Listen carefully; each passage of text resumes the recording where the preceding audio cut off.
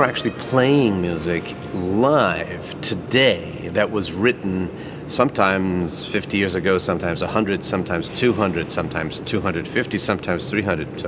So we have a very dynamic relationship between what it comes from the past, but we are obliged to do it in the present.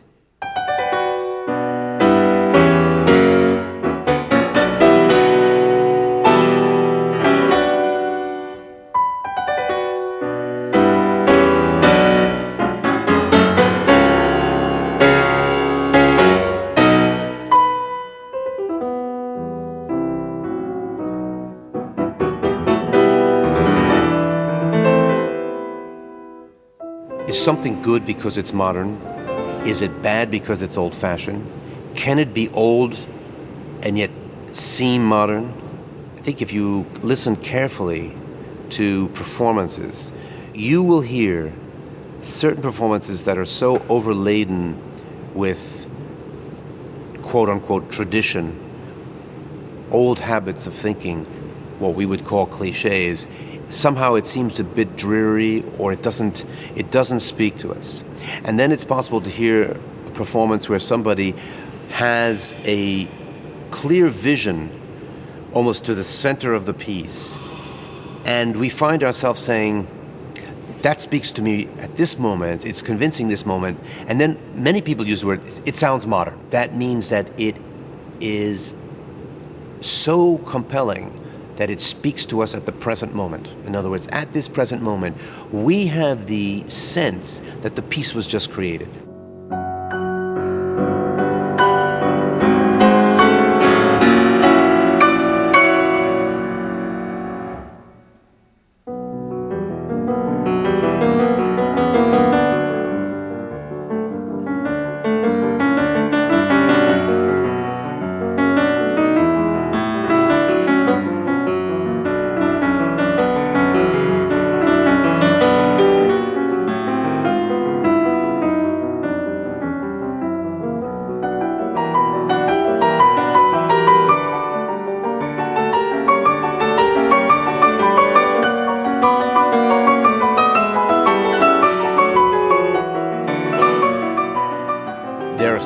Remarks that have been made. Toscanini said, tradition is the last bad performance.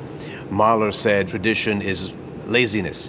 What they were trying to say was routine and stereotypic thinking, or no thinking at all, just repetition or a blind following of certain supposed rules or regulations that they had grown up with and they had learned from their teachers.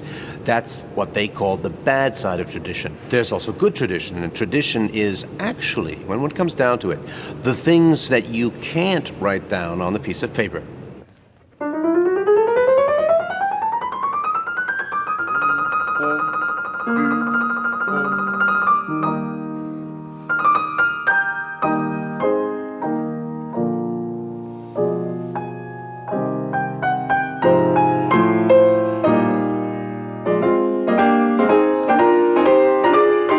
Tradition actually means it's an oral tradition. In other words, it's not the written tradition. We have the text. We have an oral tradition. Is the oral tradition and what is said about the texts as important as the text, or is it only the text?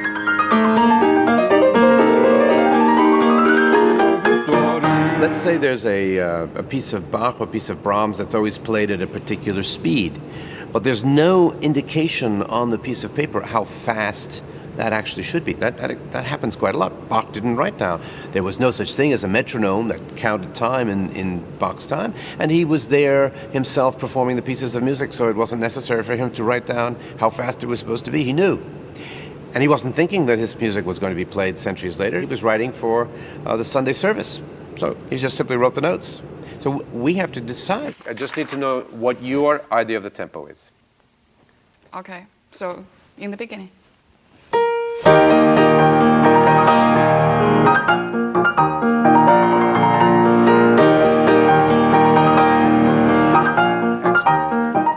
love your tempo. Yeah. Now show me this, please. Show me how to do this. Rum.